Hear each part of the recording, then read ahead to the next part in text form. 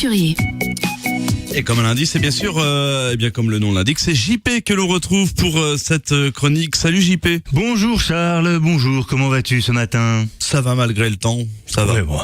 En même temps, On je est pense que habitué le temps on fait une croix dessus. Hein. Là, je pense que, ouais, non, là, c'est pas terrible. Tiens, c'est mort, c'est définitif, c'est mort. Ce matin, Charles, je vais vous parler de l'événement du web français.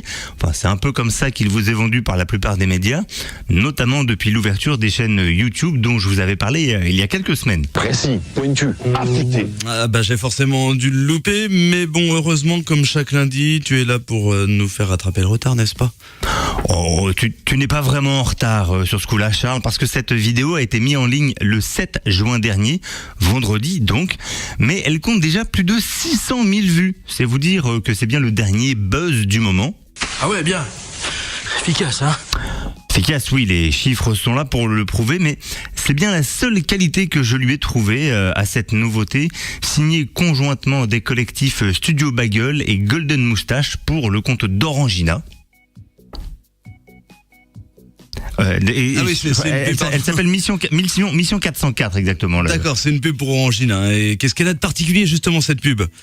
Alors, c'est pas à proprement parler ce qu'on appelle une publicité, on va plus se rapprocher d'un placement de produit, puisque sur les 14 minutes de la vidéo, le nom d'Orangina n'y est évoqué que même pas 10 secondes, et on voit à peine le logo.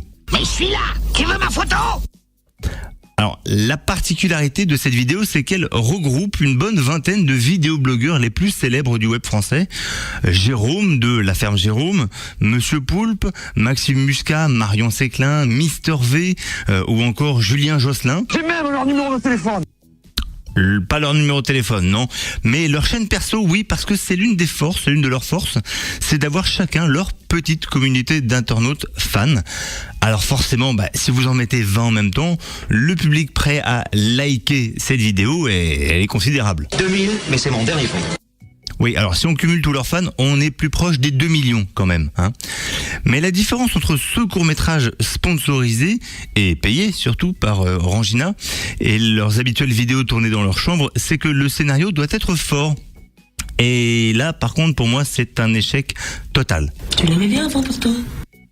Oui, je les aimais bien, mais là on a juste le droit à une sorte de gros pompage un croisement entre deux idées qui existaient déjà.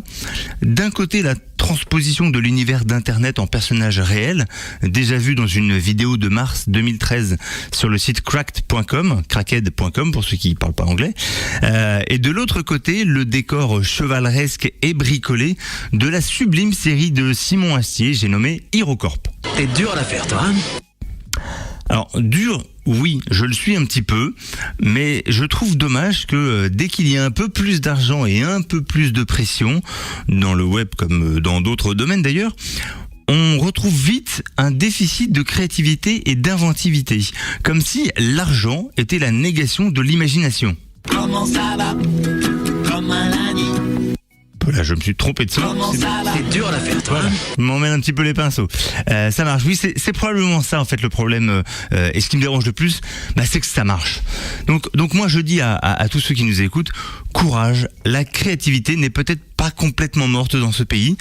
Et si vous êtes sage, je vous parlerai la semaine prochaine des Cannes Lions International, le festival international de créativité publicitaire qui va fêter la semaine prochaine son 60e anniversaire. Bon, en espérant que ça vous redonne le sourire et que vous pourrez quand même déclamer un... Comment ça va? Comme un lundi. Voilà, bien placé surtout. Allez, bonne semaine à tous et à lundi prochain. Ouais, effectivement, à lundi prochain. Merci JP Couturier. Juste une petite info puisqu'on aborde la vidéo sur YouTube. Sachez que hier, il y avait la finale du championnat de France des U19 de football entre le FC Nantes et l'AS Monaco. Hein, c'est la finale nationale des moins de 19 ans. Et pourquoi je vous en parle? Parce que ce match a été retransmis en direct sur une chaîne de YouTube et a quand même été suivi par près de 30 000 téléspectateurs ou web téléspectateurs. Je sais pas comment on peut appeler ça. Alors, est-ce que c'est une bonne nouvelle ou pas? Parce qu'effectivement, YouTube vient vraiment concurrencer la télé et notamment les télés locales, sachant qu'il n'y a pas de financement derrière. C'est un peu là on arrive vraiment effectivement. C'est bien pour le public, mais est-ce que c'est bien par exemple pour les annonceurs, pour le côté même pour les clubs, hein? Ah, c'est ça, les annonceurs, ils peuvent pas avoir leur. Ah, je sais pas, C'est ça, je sais ça pas. c'est le publicitaire qui parle. Il veut toujours à récupérer quelque chose. Oui, forcément. Mais un petit bien peu, sûr. En tout cas, l'info c'était ça. 30 000 spectateurs ont suivi le match entre le FC Nantes et l'AS Monaco, retransmis sur YouTube. C'était la finale des U19. Monaco a gagné. Mais voilà, c'était plutôt marrant de citer ce chiffre-là. Merci en tout cas, JP Couturier. À la semaine prochaine. Retour à la musique tout de suite avec Stéphane Escher. Ni remords, ni regrets. C'est le titre de la chanson. On se retrouve juste après pour les infos de 8h. On parlera et on ira très loin sur Mars avec la mission Curiosity comme un lundi sur 2. Merci JP. Ciao.